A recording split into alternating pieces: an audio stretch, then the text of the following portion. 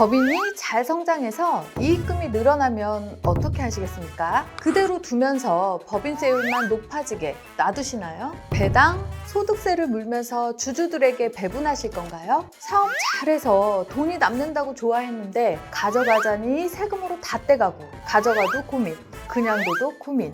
이제 고민하지 마세요. 법인의 이익잉여금 관리 윗솔에서 시원하게 알려드립니다. 채널 고정해주세요.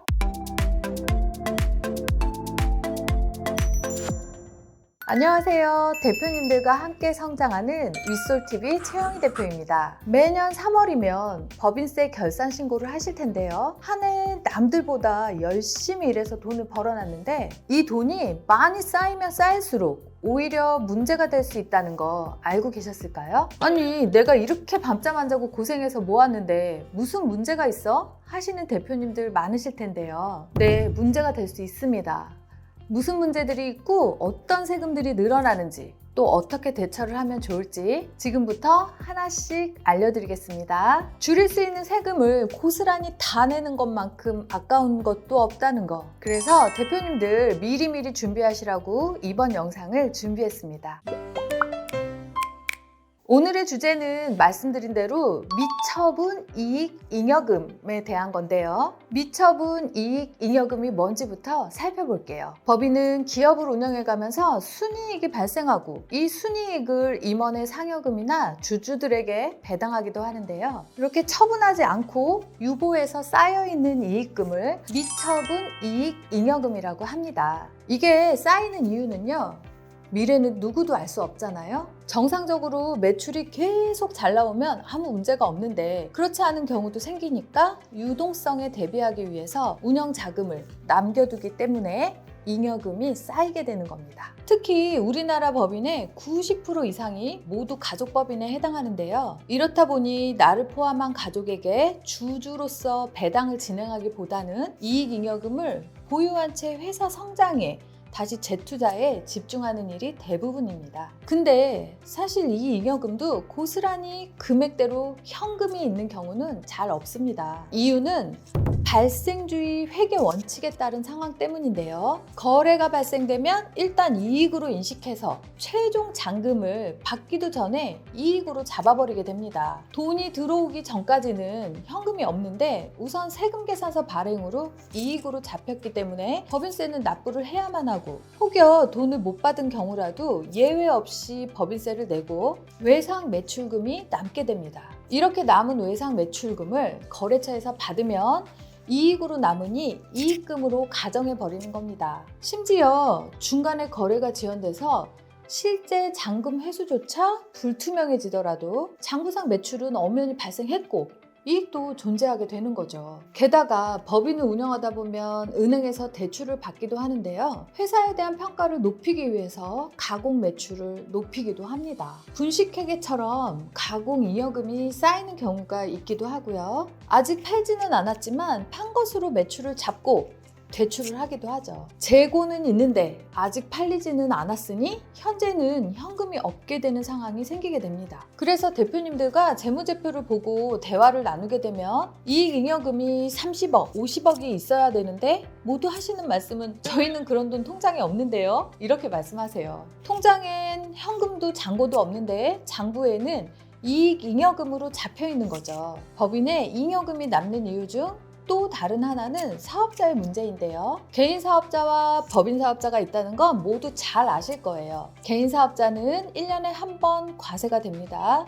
개인은 종합소득세를 내고 그 외에 다른 세금은 내지 않죠. 그런데 법인 사업자는 한 번에 모두 과세되는 것이 아니라 나눠서 과세할 수 있습니다. 임원은 보수나 월급을 가져가고 주주는 배당을 가져가니까 종합소득세나 배당소득세 같은 걸로 세금의 종류를 다르게 할 수도 있고 대표의 경우는 급여를 조절해서 세금을 낮추고 나머지는 법인에 쌓아둘 수 있으니까 그렇게 세금을 이월하거나 기간을 나눠서 낼 수 있습니다. 그런데 이런 이익잉여금이 무슨 문제가 될까요? 실제로 매출이 잘 발생되고 아끼고 아껴서 통장에 잘 모아둔 잉여금은 회사의 재무제표를 건강하고 좋게 해주는 역할을 합니다. 아껴둔 자금을 다시 투자하고 공장도 사고 기계도 사면서 회사 발전을 위해 쓰니까 재무제표상 나오는 금액이랑 차이가 나더라도 자산에 포함돼서 현금을 대신하기도 합니다. 여기까지는 아주 정상적이고 바람직한 상황입니다. 그렇지만 만에 하나 자금 회수가 지연돼서 지금 상태로 갑자기 청산을 하게 되면요, 이익잉여금에 대한 세금을 일시에 내야 하는데 이게 바로 세금 폭탄이 됩니다. 예를 들어 이익잉여금이 20억 원이라고 하면 이 금액에 대한 세금을 한 번에 내야 됩니다. 청산하게 됐으니 청산소득세는 49.5%가 되고 지방세까지 합치면 9억 2천만 원을 넘습니다. 거기에 건보료 8%를 추가 납부하면 11억에 가까운 돈을 세금으로 내야 합니다. 아니 20억을 받았는데 내 수중에는 9억 조금 넘는 돈이 남는 거죠. 10억을 넘게 손해를 보실 수 있나요? 그래도 이렇게라도 해결이 되면 다행인데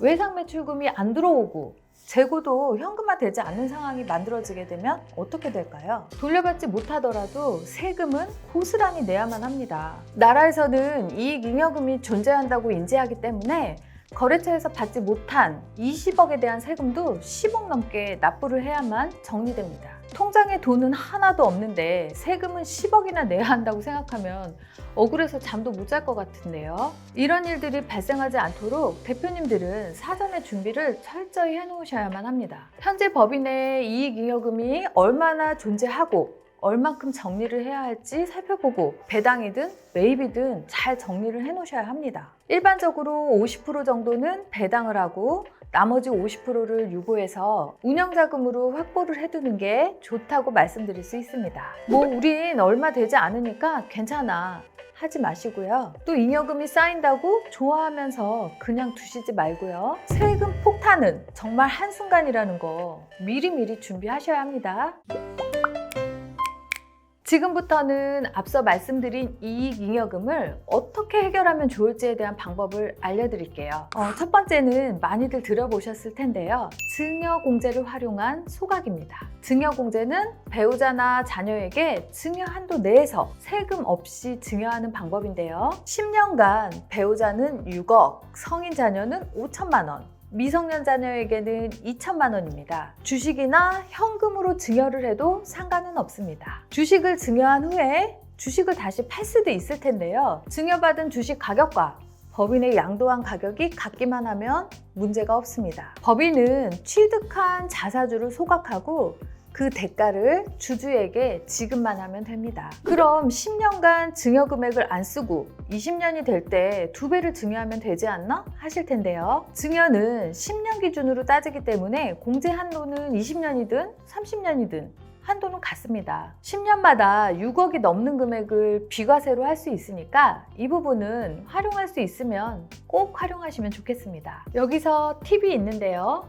공제 한도를 넘어설 경우 1억까지는 10%, 5억까지는 20%이기 때문에 이 구간을 잘 활용하시는 것도 좋은 방법입니다. 그리고 주의할 점은 모든 건 증여 후 자금의 귀속을 확실히 하셔야 합니다. 주식의 양도 대가가 주주에게 가야지 증여해준 대표님이 다시 돈을 빌리거나 증여를 받거나 할 경우에는 세금 경감을 위한 행위로 보고 증여 인정을 안 할 수 있기 때문에 배우자나 자녀는 증여받은 주식을 1년 이상 보유했다가 파는 걸 추천해 드립니다. 두 번째는 임원의 퇴직금입니다. 퇴직금의 누적액을 활용해서 회사의 잉여금을 개인화하는 건데요. 퇴직금은 급여나 상여금 같은 다른 소득에 비해서 세율이 상대적으로 상당히 낮습니다. 건보료 부담도 없으니까 큰 규모의 잉여금을 제어할 때에는 매우 효과적인 방법이죠. 이 방법은 몇 가지 조건이 필요한데요. 퇴직금을 많이 책정하려면 임원의 급여가 높아야 퇴직금도 많아집니다. 일반적으로 임원의 퇴직금은 퇴직 3년 전의 급여를 기준으로